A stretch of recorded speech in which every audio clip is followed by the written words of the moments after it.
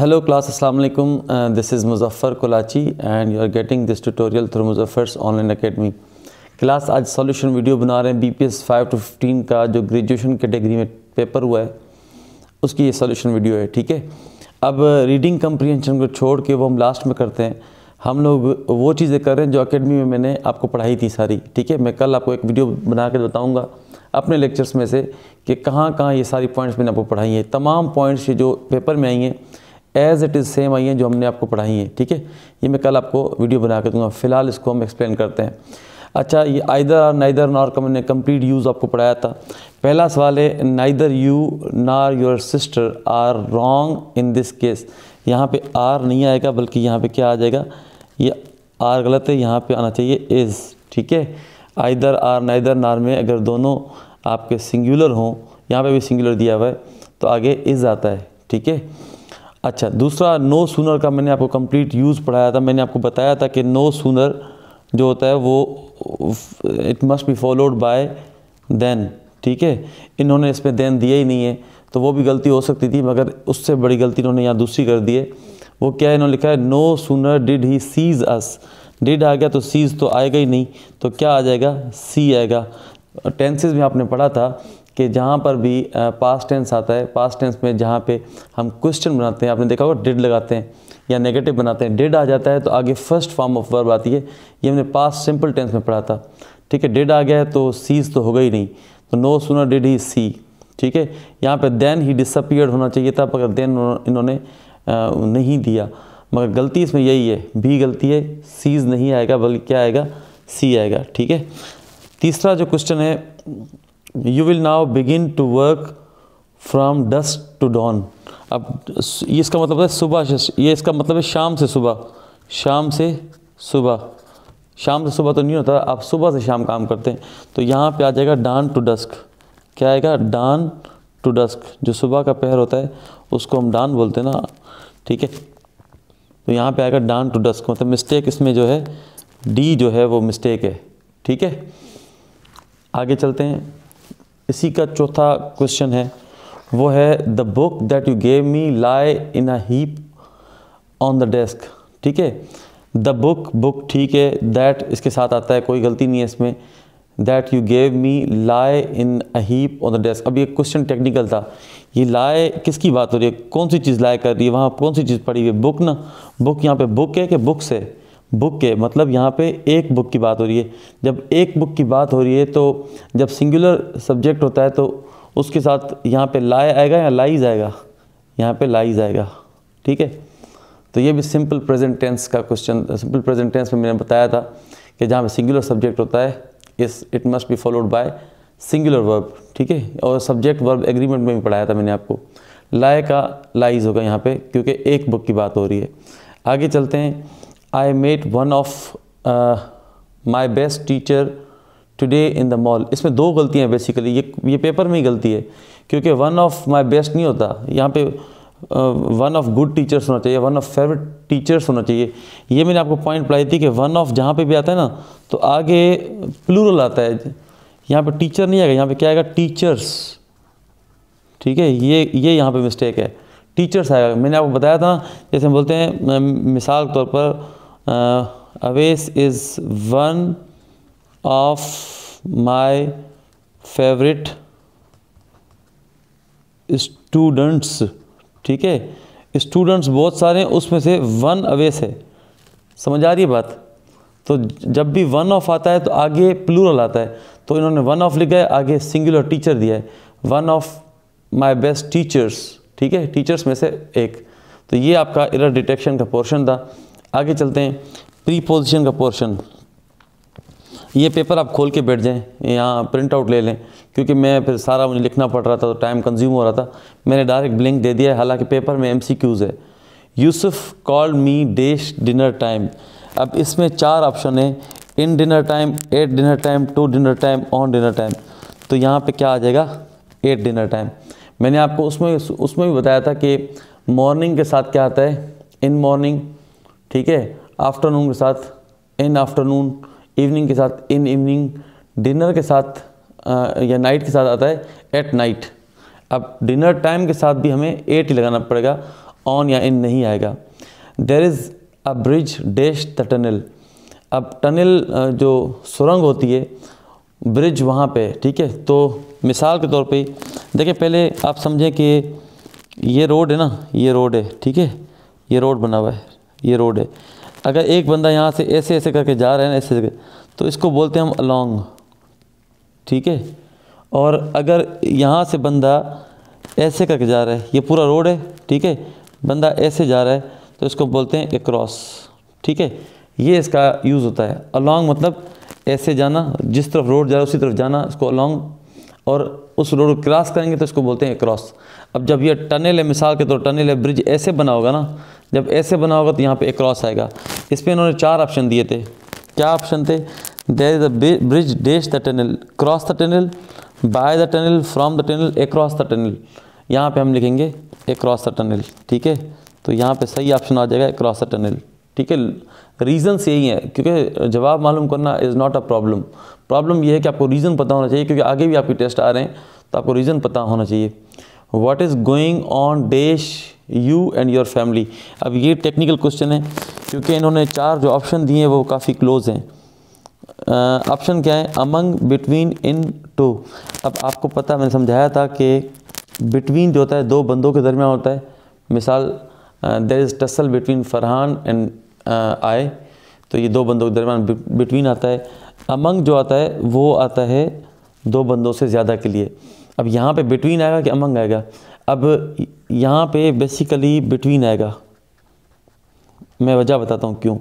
क्योंकि यहाँ पे एक तो यू आप हो गए, एक योर फैमिली, इसको उन्होंने कलेक्टिव नाउन के तौर पे लिया। वरना फैमिली क्या है? फैमिली कलेक्टिव नाउन है।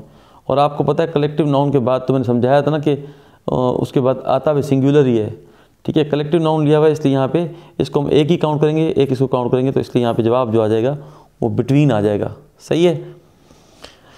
आगे चलते हैं। He said he was dash Pakistan. अब इसमें 4 ऑप्शन थे। इसमें 4 ऑप्शन कौन से थे? From, to, for, through. ये आसान सा क्वेश्चन था। He said that he was from Pakistan, ठीक है। अब ये क्वेश्चन जो लास्ट था, ये बहुत टिपिकल क्वेश्चन है। It was his father who led him dash this job. अब इसमें 4 ऑप्शन थे, इन, टू, इन टू और फॉर। मतलब इन एक ऑप्शन था, दूसरा ऑप्शन टू था, तीसरा इन टू, चौथा फॉर। अब यहाँ पे टू आना चाहिए या इन टू आना चाहिए, क्योंकि इन दोनों की मीनिंग सेम होती है। तो प्रॉब्लम यहाँ पे जो पेपर अटैम्प्ट करे उसको बड़ा मसला होता है। मगर यहाँ पे आएगा इन टू। मैं आपको रीज़न बताता हूँ क्यों। एक मिनट। यहाँ पे इन टू इसलिए आएगा, यहाँ एक वर्ड है लेड इनटू। लेड इनटू जो है ना, ये वहाँ पे इस्तेमाल होता है कि आप किसी को डायरेक्शन देते हैं, हिदायत करते हैं, या आप किसी को कहते हैं कि ये काम कर लो, तो उसके लिए लेड इनटू होता है। दूसरी निशानी ये है कि लेड इनटू के दरमियान बीच में कोई नाउन या प्रोनाउन ज़रूर इस्तेमाल हुआ होगा। अब यहाँ क्या लिखा है? Led him into. ये हिम क्या है? ये हिम प्रोनाउन है ना, तो इसका मतलब ये हुआ यहाँ पे आपका इनटू ही आना है। जो 2 लॉजिक्स हमें इनटू के पता हैं, लेड इनटू के, उन दोनों लॉजिक यहाँ पे पूरे होते हैं, इसलिए यहाँ पे लेड इनटू आएगा, ठीक है। आगे चलते हैं। इसके बाद क्या पोर्शन था? प्रीपोजिशन वाला पोर्शन हो गया। सेंटेंस स्ट्रक्चर वाला कर लेते हैं। इसमें लिखा है I will have finished my assignment dash when you कम, पहला ऑप्शन है। दूसरा ऑप्शन है व्हेन यू केम। तीसरा ऑप्शन है व्हेन यू विल कम। चौथा ऑप्शन है व्हेन यू हैड कम। अब मैंने आपको एक चीज़ पढ़ाई थी कि फर्स्ट पार्ट, ये स्ट्रक्चर्स में पढ़ाया था कि फर्स्ट पार्ट प्रेजेंट में होता है, दूसरा पार्ट फ्यूचर में होता है। जैसे हम बोलते हैं when you come to me, ये प्रेजेंट सिंपल में, when you come to me I will start playing chess, ठीक है। अब पहला पार्ट प्रेजेंट में, दूसरा पार्ट जो है वो फ्यूचर में। यही फार्मूला हम यहाँ पे अप्लाई करें तो इसने क्या लिखा? I will have finished my assignment. Future है ना, तो इसमें दूसरा पार्ट प्रेजेंट में होगा। तो यहाँ पे कौन सा ऑप्शन ठीक हो जाएगा? यहाँ पे ऑप्शन जो ठीक होगा वो होगा व्हेन यू कम। तो जवाब दुरुस्त क्या है? व्हेन यू कम। ये जवाब जो है वो बिल्कुल दुरुस्त है, ठीक है। दूसरा है, यहाँ पे हार्डली लिखा हुआ है, अच्छा ठीक है। Hardly dash here in these forest. ये स्केर्सली, आप सबको जो स्टूडेंट्स एकेडमी में पढ़े हमारे पास उन सबको पता होगा। स्केर्सली का मैंने पढ़ाया था आपको यूजेज, स्केर्सली और हार्डली का पढ़ाया था ना, ठीक है। तो उसमें मैंने क्या पढ़ाया था आपको, स्केर्सली और हार्डली इन सब के साथ आगे यूज़ क्या होता है, वैन, ठीक है। पर ये बच्चों को कंफ्यूज करने के लिए आगे उन्होंने जुमला कंटिन्यू किया, वैन दिया नहीं है। तो यहाँ पे आप सिंपल क्या कर लेंगे, होना ऐसा चाहिए था कि हार्डली आया हुआ है ना यहाँ, तो आगे उनको वैन देना चाहिए था, तो बच्चे को याद आ जाती बात के ये जो कहीं पे हमने पढ़ा है हार्डली या स्केर्सली, इसके बाद वैन आता है, ठीक है। तो यहाँ पे जो आपका जवाब बनता है वो ये बनता है कि हार्डली इट, ऑप्शन बताता हूँ आपको। पहला ऑप्शन है hardly it does rain, hardly does it rain, hardly it rains, hardly rains. तो क्या होगा, hardly it rains here in the forest. तो जवाब आपका हो जाएगा हार्डली इट रेन्स हियर, क्योंकि ये जो इन्होंने हार्डली डज इट रेन दिया है ये नहीं आएगा, ये नो सूनर में हम करते हैं, hardly did it rain, no sooner लगा के डिड लगाते हैं। मैं इसको सिंप्लीफाई करके बताता हूँ आपको। देखें दो यूज़ थे ना, एक था स्केर्सली, ठीक है, ये फॉलोड होता है वैन से, मतलब स्केर्सली के बाद वैन आता है। दूसरा था नो सूनर, इसके बाद आता है देन, ठीक है। ये दो इस्तेमाल थे, समझ आ गई बात। पहला यूज़ ये था, दूसरा यूज़ ये था। अब ये स्केर्सली जो है ये हार्डली और स्केर्सली मीनिंग सेम है, ये हार्डली की और स्केर्सली की मीनिंग सेम है। अब इन्होंने क्या किया है, स्केर्सली दे के वैन दिया नहीं है, तो बच्चा कंफ्यूज होगा ये क्या चीज़ है। तो इसके बाद डायरेक्ट से आप वर्ब नहीं लगाते, तो इसके बाद क्या आएगा, सिंपल स्ट्रेट आप सेंटेंस बनाएंगे, हार्डली इट रेन्स। ये नहीं कहेंगे हार्डली डज इट रेन, ये गलत है, hardly it rains here in the forest. ये जुमला बिल्कुल ठीक है। जो मैं आपको हमेशा फोर्स करता हूँ बुक रीडिंग किया करें, बुक रीडिंग आप करेंगे ये सेंटेंसेस आपको ग्रामर में पढ़ने की ज़रूरत ही नहीं है, आपको ऑटोमेटिकली ये सेंटेंस क्लिक होंगे कि यहाँ पे जुमला गलत है, यहाँ पे जुमला सही है। ये बुक रीडिंग का फ़ायदा होता है, ठीक है। और आजकल सारे पेपर इस तरह आते हैं कि जो इंग्लिश लेक्चरर होता है ना वो ख़ुद भी काफ़ी चीज़ें गलत बता जाता है, गलत कर जाता है, क्योंकि वो ऑप्शंस काफ़ी क्लोज होते हैं। कुछ तो फिक्स्ड रूल हैं जो मैं आपको बता रहा हूँ, ये फिक्स्ड रूल हैं, ये तो हम गलत नहीं कर सकते। पर कुछ चीज़ें ऐसी होती हैं जो वो बिल्कुल क्लोज ऑप्शन देते हैं, तो ये स्टूडेंट चाहे सीख क्या हो, चाहे उसकी ग्रिप हो, फिर भी उसको मसले हो सकते हैं। अब ये गलत नहीं हो सकता, क्यों, क्योंकि ये एक फिक्स्ड रूल है। ये आप देखें, ये जिसने पढ़ा होगा ना तो वो आराम से कर लेगा। अब मैं ऑप्शन बताता हूँ आपको, टू रॉन्ग्स डैश राइट। तो क्या है, two wrongs don't make right, doesn't make a right, won't make a right, don't make a right. ये बना बनाया एक इडियमेटिक स्ट्रक्चर है। यहाँ पे आएगा टू रॉन्ग्स डोंट, दो है ना तो डज तो आएगा नहीं, डोंट मेक अ राइट होगा। यहाँ पे इन्होंने दो ऑप्शन कंफ्यूज किए हैं, एक में दिया है डोंट मेक सिर्फ, दूसरे में दिया है डोंट मेक अ राइट।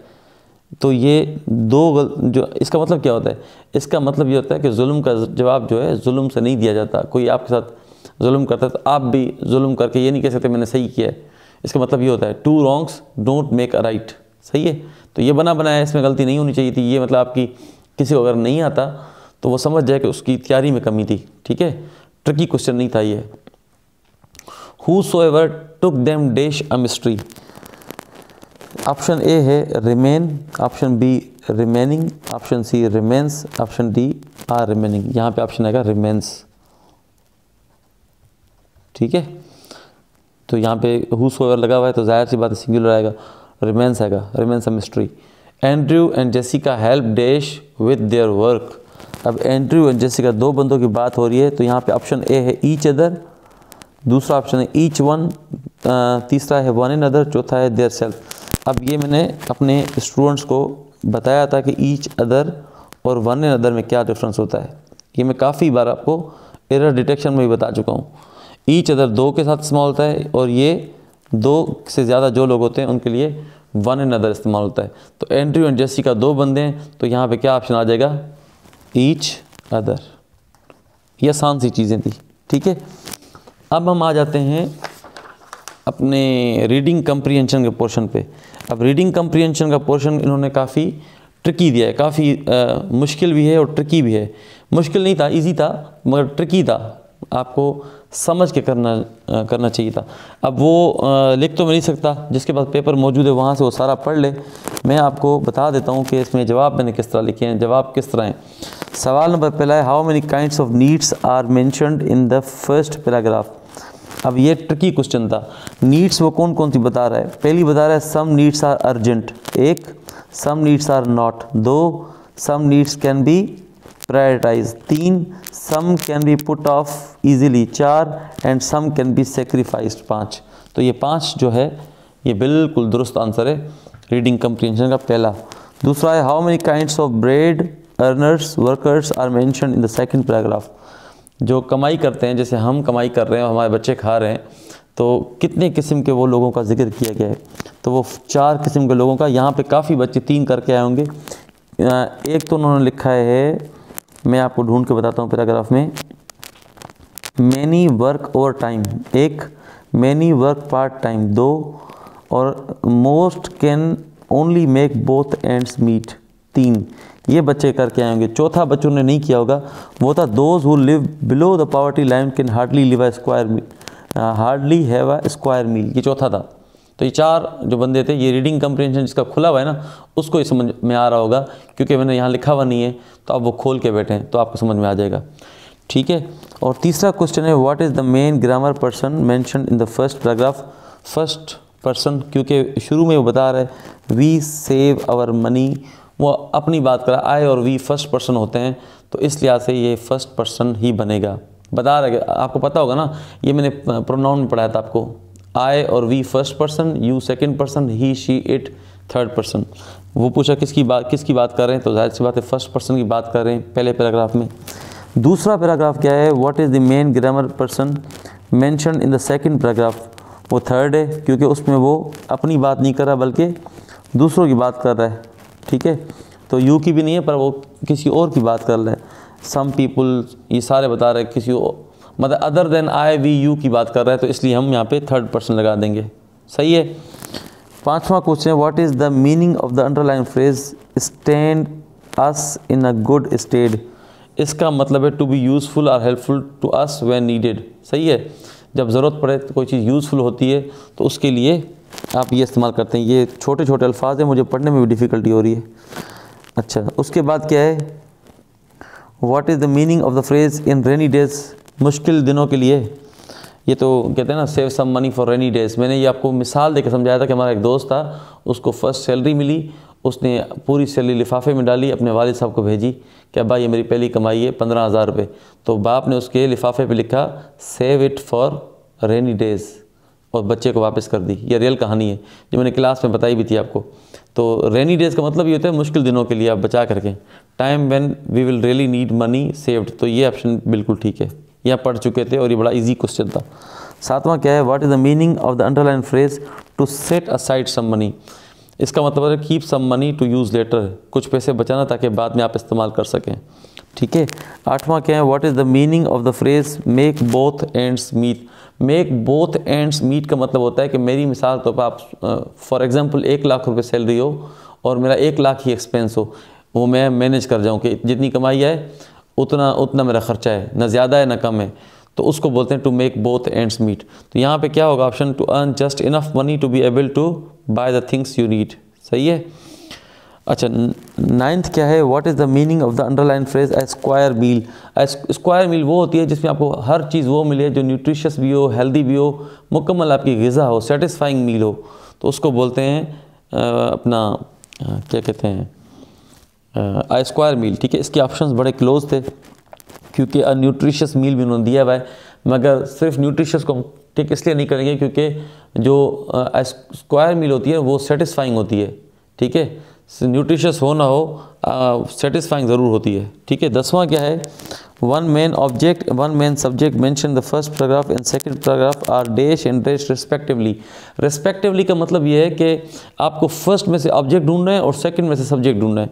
तो ये needs and earning hands, first में इसका जिक्र ज़्यादा हुआ है, ये सब्जेक्ट है, ये आपका ऑब्जेक्ट है, और दूसरे में मेन सब्जेक्ट जो है वो अर्निंग हैंड्स है। ठीक हो गया, पूरा हो गया या रहता है, let me check it out. अच्छा ठीक है, सिनोनिम्स रहते हैं तो कर लेते हैं इनको, जस्ट होल्ड अ मिनट। अच्छा, ये सिनोनिम्स इन्होंने जो दिए हैं ना, ये इन्होंने कहा है जुमला जो हमने दिया है उस कंटेक्स्ट के हिसाब से आपको बताना है। ठीक है ना, उसमें क्या किस तरह इस्तेमाल हुआ है। Boss praise the subordinate for doing a smart job. Smart का यहाँ पे मतलब ब्रिलियंट है। Shakespeare is a great among all English literary writers. Monstrous, क्योंकि ग्रेट तो वैसे ही है, तो यहाँ पे तो ग्रेटेस्ट होता ना, फिर मीनिंग बन रही थी। सिर्फ ग्रेट से काम नहीं चलेगा, ऑप्शन में ग्रेट भी दिया गया है। तो मॉन्स्ट्रस था वो, मतलब उसका एक्सेप्शनली, जो नॉर्मल से हटके होता है ना वो मॉन्स्ट्रस होता है, तो बाकी सबसे वो हटके था और एक्स्ट्रा ऑर्डिनरी था, इसलिए यहाँ पे ऑप्शन जो सूटेबल है वो मॉन्स्ट्रस है। उसके बाद जो है 13th क्वेश्चन है, वो क्या है 13th question? Grand mother narrated a really funny story. Narrate करना मतलब होता है बताना, तो बताने का यहाँ पे ऑप्शन है नहीं। पोर्ट्रे तो नहीं हो सकता, रिसाइट भी नहीं हो सकता, रिलेटेड भी नहीं, एक्सप्लेन्ड हो जाएगा। ठीक है, एक्सप्लेन्ड ऑप्शन जो है वो बिल्कुल ठीक है, जो यहाँ पे सूट कर रहा है, क्योंकि नरेट करते हैं तो उसमें आप पूरे इवेंट्स डिस्क्राइब करते हैं, एक्सप्लेन करते हैं, तो एक्सप्लेन्ड ऑप्शन बिल्कुल ठीक है। उसके बाद आपका आ जाता है कि many companies use cheap tactics for promotion to deceive customers. अच्छा ठीक है, तो चीप टैक्टिक्स मतलब मीन टैक्टिक्स, वायात किस्म की वो टैक्टिक्स इस्तेमाल करते हैं अपनी प्रमोशन के लिए। Parents are anxious about the children's future. Anxious का मतलब होता है परेशान, तो हम कहाँ चले गए? Parents are anxious about the children's, अच्छा ये दूसरा है, सिनोनिम ऊपर है। Everybody dislike is childish behaviour in the party. Childish behaviour होता ही इमेच्योर बिहेवियर है, तो वैसे तो उन्होंने एक ऑप्शन दिया है यहाँ पे चाइल्ड लाइक, तो वो भी हो सकता है, ठीक है, मगर वो यहाँ पे प्रॉपर सूट नहीं कर रहा, क्योंकि चाइल्डिश का यहाँ पे मतलब ये है कि इमेच्योर बिहेवियर। सही है। अब आ जाते हैं अपना एंटोनियम्स पे, जिद जो है। तो पहला antonym, the job is not as rewarding as he expected to be. Rewarding मतलब नहीं है, जितना रिवार्ड होना चाहिए था ना, और जितना आपको फल मिलना चाहिए था वो नहीं मिलता, तो रिवार्डिंग नहीं है। तो इसका रिवार्ड का अपोजिट क्या होगा? नॉट एज रिवार्डिंग लिखा हुआ है ना, तो कंटेक्स्ट में बोल रहा है रिवार्डिंग नहीं है, तो इसका अपोजिट लुक्रेटिव हो जाए। लुक्रेटिव वो चीज़ होती है जो आपको मतलब यूज़फुल होती है, फ़ायदा देती है आपको, उसमें यूँ समझ लें अगर कोई जॉब लुक्रेटिव है ना, उसमें पैसे ज़्यादा होते हैं, उसमें बेनिफिट्स ज़्यादा होते हैं। ठीक है, तो कंटेक्स्ट के हिसाब से इसका जवाब लुक्रेटिव होगा। 17 का क्या है? Fiction writers exaggerate the situation to make it vivid and emphatic. Vivid का मतलब क्लियर होता है, एग्जैजरेट का मतलब होता है बढ़ा चढ़ा के बताना। मिसाल के तौर पे जैसे आपने कहानी सुनी होगी कि वो कहते हैं मैंने हज़ार गीदड़ देखे या लाखों गीदड़ देखे। अब लाखों तो नहीं देखे होते हैं, या हम बोलते हैं मैं तेरे पास 100 बार आया हूँ, यार तुम घर पे नहीं होता, 100 बार तो नहीं बंदा आता ना। ये मतलब बात को एग्जैजरेट करना है, बढ़ाना है। तो इसका क्या हो जाएगा जवाब? इसका एंटोनिम का होगा अंडर एस्टिमेट, किसी को कम करके बताना। ठीक है, या कि हम बोलते हैं यार मुझे अंडर एस्टिमेट ना कर, मुझे कम ना समझ। ठीक है। अच्छा 18 का जवाब क्या है? वो बोलता है Faisalabad is famous for making very delicate less shawls.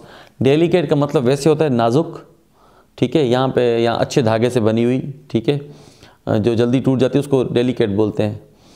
तो यहाँ पे ऑप्शन क्या हो जाएगा? हार्ड। दूसरा ऑप्शन है नहीं सूटेबल को ऐसा, तो हम हार्ड डाल देंगे इसमें। Fuzzy ideas are very difficult to comprehend. Fuzzy कहते हैं वेग, अनक्लियर, जो चीज़ अनक्लियर उसको फजी आइडियाज़ बोलते हैं ना, अनक्लियर आइडियाज़, वेग आइडियाज़। तो यहाँ पे एंटोनिम क्या हो जाएगा? Clear ideas. ठीक है। अच्छा उसके बाद जो लास्ट है, parents are anxious about their children's future. Anxious का मतलब परेशान होता है, इसका मुतज़ाद क्या हो जाएगा? केयर फ्री, वो बिल्कुल केयर नहीं करते। ठीक है, तो ये आपको हमने पूरा पेपर समझा दिया। समझाया किसने? मुज़फ़्फ़र अली ने समझाया। और एक अनाउंसमेंट कर दें कि हम फर्स्ट से जो है, जो फर्स्ट आ रही है, इससे हम इंग्लिश स्पीकिंग कोर्स स्टार्ट कर रहे हैं, और सिर्फ हम लोग 100 स्टूडेंट्स लेंगे, क्योंकि इस दफ़ा सेशंस जो होंगे वो लाइव जूम पे चलेंगे। ठीक है, रिकॉर्डेड के साथ साथ जूम पे लाइव सेशंस चलेंगे। सी यू इंशाल्लाह इन द नेक्स्ट वीडियो।